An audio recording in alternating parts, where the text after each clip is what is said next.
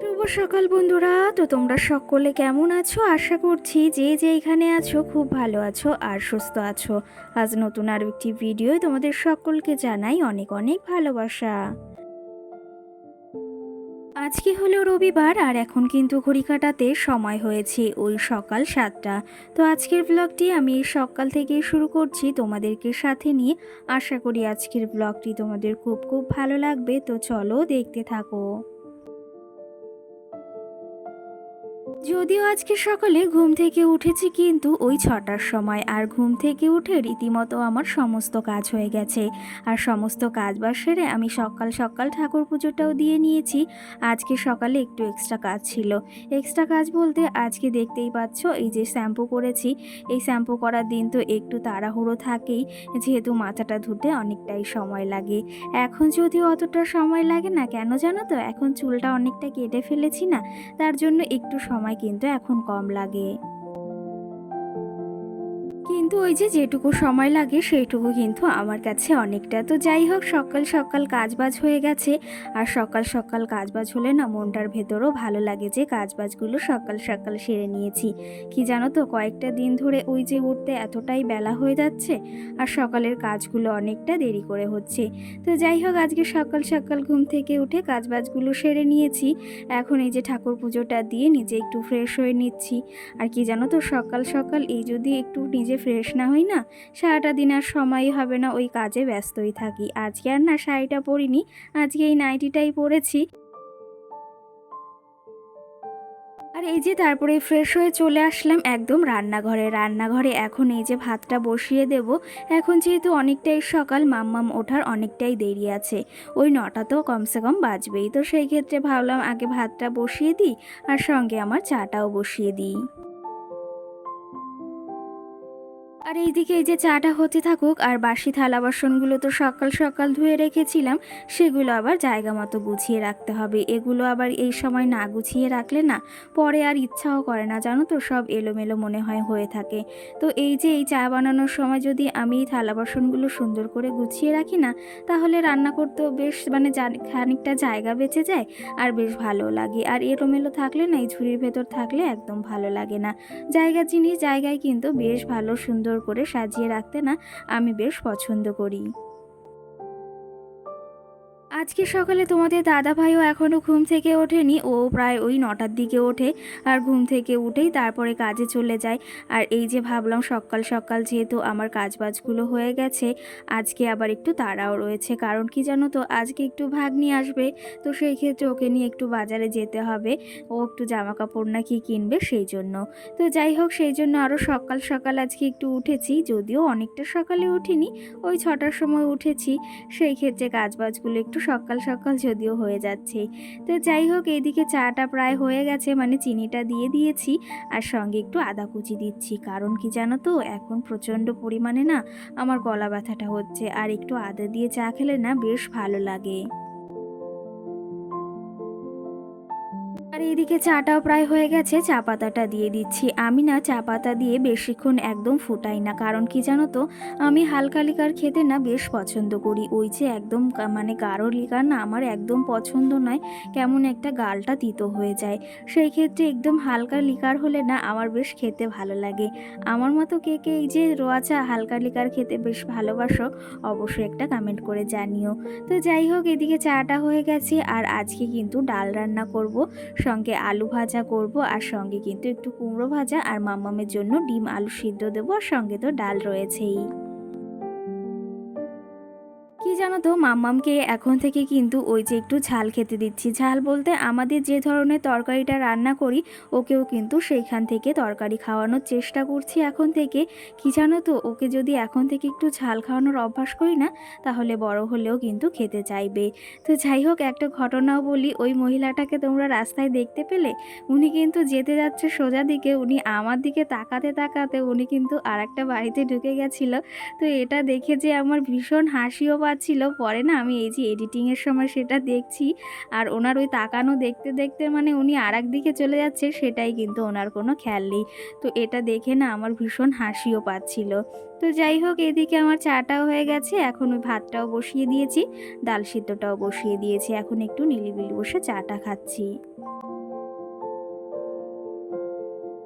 এর মাঝে না বেশ খানিকটা সময় কিন্তু পেরিয়ে গেছে, রান্না বাড়ায় প্রায় হয়েই গেছে আর আমার মামাম সোনাও ঘুম থেকে উঠে গেছে।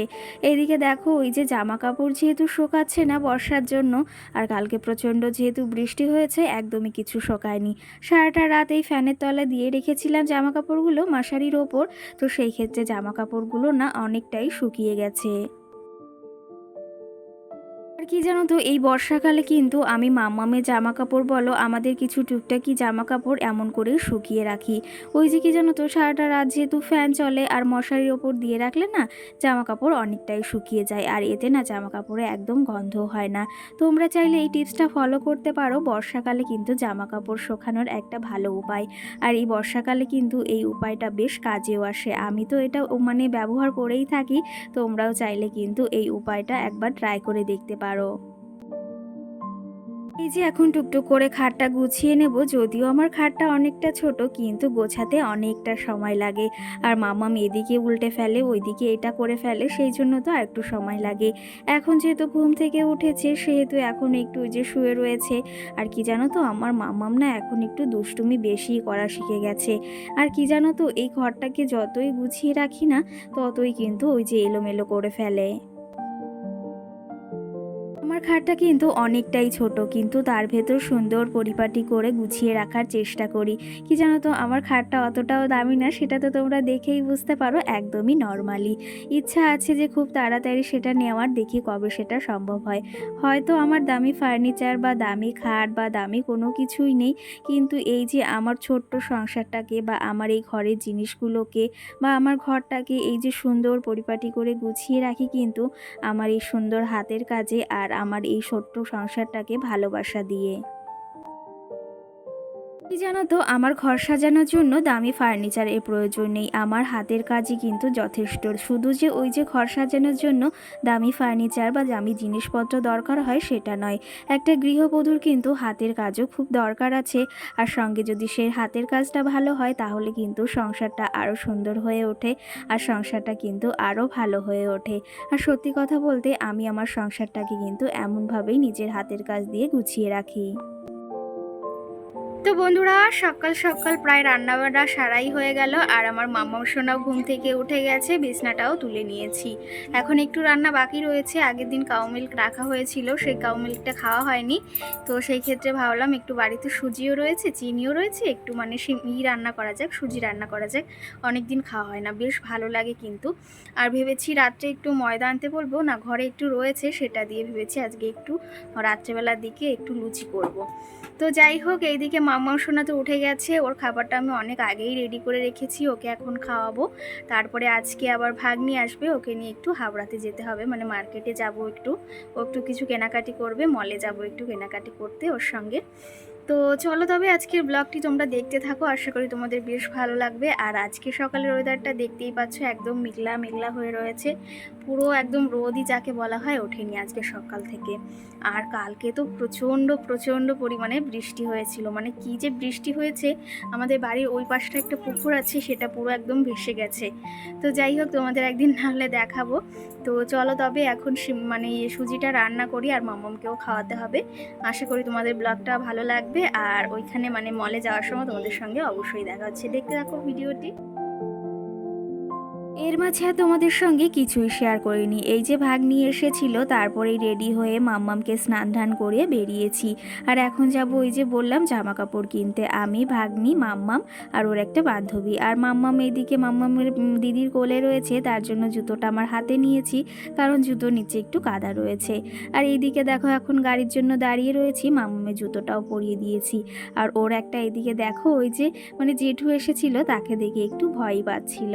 তো চলো তবে এখন টোটোতে উঠে গেছি, টুকটুক করে যাওয়া যাক, আমাদের এখান থেকে কিন্তু যেতে বেশি টাইম লাগে না, ওই বেশি হলে 5 মিনিট। তো টোটোতে করেই যাচ্ছি কিন্তু সকলে। আর এই যে দেখো অবশেষে পৌঁছে গেছি বিশালে। আমি কিন্তু এখান থেকেই মাম্মামের মার্কেটিং বলো, আমি টুকিটাকি মার্কেটিং এখান থেকেই করে থাকি। আর এখানে কালেকশানগুলো আমার ভীষণ ভালো লাগে। তো চলো তবে ভেতরে যাই এখন, তারপরে তোমাদের সঙ্গে কিছু যদি পারি শেয়ার করব, না হলে বাড়ি গিয়েই শেয়ার করব।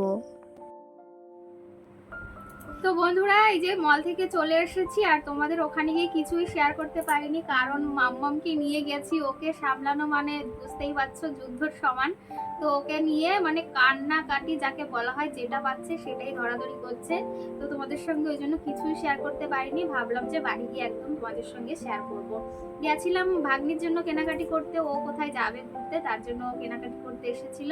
তো চলো তবে কি কি কেনাকাটি হয়েছে, সঙ্গে আমিও একটু কেনাকাটি করেছি, তোমাদের দেখানো যাক। তো এদিকে দেখো এই যে ভাগ্নি একটা প্যান্ট কিনেছে, জিন্সের প্যান্টগুলো বেশ ভালো লাগে, প্লাজো টাইপের, কিন্তু এই যে জিন্সের কিন্তু দেখতেই পাচ্ছ পকেট পকেট টাইপের। তো বেশ ভালো লাগে কিন্তু প্যান্টগুলো। এই দেখো গলায় পরে দেখাচ্ছি তোমাদের, কেমন হয়েছে অবশ্যই জানিও। কালারটা কিন্তু ভীষণই সুন্দর, আর ওকে পরলেও বেশ ভালো লাগবে, ও তো এমনি ভালো, মানে ওকে পরলে সব জিনিসই ভালো লাগে। তো এই যে একটা প্যান্ট এনেছে, সঙ্গে আর একটা এনেছে। আর এটার সঙ্গে একটা কাণ্ড ঘটেছে জানো তো, এটা হচ্ছে মানে কত দেখেছিলে, 109 টাকা দেখেছিল প্রাইস। তো এখানে আমরা মানে বিল করার পরে দেখি এটা 299 মানে হয়ে গেছে। আর বাড়ি এসে দেখেছি যে 299 টাকা। তো এটা ভেবেছি মানে পরের দিন ব্যাক করে দেবো, মানে ফেরত দিয়ে দেবো, এটা দিয়ে অন্য একটা জিনিস আনা যাবে। প্যান্টটা ভীষণ সুন্দর, কিন্তু এত টাকা না খুব গায়ে লাগছে। ভেবেছিলাম 109 টাকা, কিন্তু এসে দেখি 299 টাকা, বুঝতেই পারছো 300 টাকার কাছাকাছি। তার সঙ্গে এদিকে এনেছি এই যে মাম্মামের জন্য দুটো গেঞ্জি এনেছিলাম, কিন্তু একটা ওইখানে মনে ফেলেই রেখে এসেছি। এই যে একটা মাম্মামের জন্য স্যান্ডো গেঞ্জি এনেছি, এই দেখো গেঞ্জিগুলো বেশ ভালো লাগে, সবসময় পরে থাকে না, এই যে একটা এনেছি। আর সঙ্গে এনেছি, আমি তো কোথাও গেলে সংসারের জিনিস কিনবই, এই যে আগের দিন 3টে ডিব্বা এনেছিলাম, ওগুলো একটু বড় ছিল। আর এগুলো এই যে মিডিয়াম সাইজ দেখতে পাচ্ছ, এগুলো 4টে নিয়েছি 99 টাকা। এই যে হ্যাঁ, এগুলো 4টে নিয়েছি 99 টাকা। এই কৌটাগুলো কিন্তু বেশ ভালো, এগুলো ভেবেছি একটু খাবার টাবার রাখার জন্য এনেছি। আর সঙ্গে এই যে পাপোশ এনেছি, সেই 19 টাকা করে এই পাপোশগুলো। এই যে একটা এনেছি, আমি একটা এনেছি, আর ভাগ্নি একটা এনেছি। এই দেখো কেমন লাগছে সব জানিও। আর সঙ্গে এনেছি মাম্মামের জন্য একটা এই যে প্যান্ট, দেখো প্যান্টটা না ভীষণই সুন্দর, দেখতেই পাচ্ছ, কিন্তু কোমরটা একটু বড়, তো এটা একটু চাপাতে হবে, ও পাপাকে বললেই চাপিয়ে নিয়ে আসবে। কেমন লাগছে মাম্মামের প্যান্টটা বলো অবশ্যই কিন্তু জানিও, প্লাজো টাইপের। এই দেখো আমার তো ভীষণই ভালো লেগেছে, তোমাদের কেমন লেগেছে অবশ্যই জানিও। আর এনেছে এই যে কুরকুরি, আমার মাম্মা মেজে খাওয়া শুরু করে দিয়েছে। আর তো এই হচ্ছে আজকে আমাদের মল থেকে কেনাকাটি হয়েছে। আবার দুদিন পর মানে আবার 1 সপ্তাহ পর যাওয়া হবে, কারণ আমার দিদি ওরা আসলেও যেতে হবে। আবার ভাগ্নের আবার এই যে এই প্যান্টটা আবার পাল্টাতে হবে, তো সেই ক্ষেত্রে ও আসলে হয়তো আবার যেতে হবে। তো চলো তবে এইগুলো তোমাদের দেখিয়ে দিলাম, ভেতরে গিয়ে তো তোমাদের সঙ্গে কিছুই শেয়ার করতে পারিনি। আর ভাগ্নিরাও এখন আবার বাড়ি যাবে, মামাকে এখন বাড়ি যাবে, তো এখন একটু খাওয়া দাওয়া করবো, তারপর তোমাদের সঙ্গে আবার রাত্রে দেখা হচ্ছে কিংবা সন্ধ্যার সময়। তো চলো তোমরা দেখতে থাকো ব্লগটি, সামনে অনেক লোকজন আছে, তো আমার ভীষণ হাসিও পাচ্ছে, তো চলো দেখতে থাকো। মাঝে না বেশ খানিকটা সময় পেরিয়ে গেছে, মাম্মামকে এসে খাইয়ে দাইয়ে ঘুম পড়িয়েছিলাম। আর তারপরে আমার অনেকগুলো কাজ ছিল, সেগুলো সেরে এখন চলে এসেছি একদম সন্ধ্যাবেলায়। তোমাদের ওই যে বললাম একটু সুজি আর কাউ মিল্ক রয়েছে, তো সেটা দিয়ে আজকে একটু সুজি রান্না করব। সুজি না লুচি দিয়ে খেতে আমার ভীষণ ভালো লাগে, তোমাদের কার কার ভালো লাগে অবশ্যই কিন্তু জানিও। তো এদিকে সুজিটা হালকা করে আমি ভেজে নিচ্ছি, একদম বেশি ভাজবো না, তাহলে লালচে লালচে হয়ে গেলে না আমার একদমই ভালো লাগে না, কেমন একটা পোড়া পোড়া গন্ধ বের হয়। আর এখানে 500 মতো দুধ রয়েছে, সেটা সেকে নিলাম।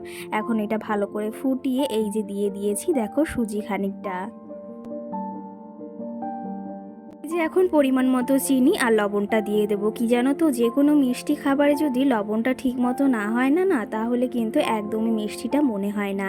তো যাই হোক, মাম্মামের খাবারটাও রেডি করে নিয়েছি, ও আবার ঘুম থেকে উঠে গেলে তখন আবার ওকে খাওয়াতে হবে, তার জন্য খাবারটা আগে আগে রান্না করে নিয়েছি। আর এইদিকে দেখেছো সুজিটা মনে হচ্ছে একদম ক্ষীরের মতো হয়েছে, কারণ 500 দুধ দিয়ে রান্না করেছি, আর একটু বেশি কাউ মিল্ক হলে না বেশ ভালো লাগে। তো যাই হোক, ওইদিকে এখনও মানে লুচিটা করিনি, তোমাদের দাদাভাই আসবে তারপরে করব। এখন এই যে এসেছিল একটু বিরিয়ানিটা দিয়ে গেল, আজকে না ভীষণ বিরিয়ানি খেতে ইচ্ছা হচ্ছে, তার জন্য এই যে 1 প্লেট বিরিয়ানি দিয়ে গেল।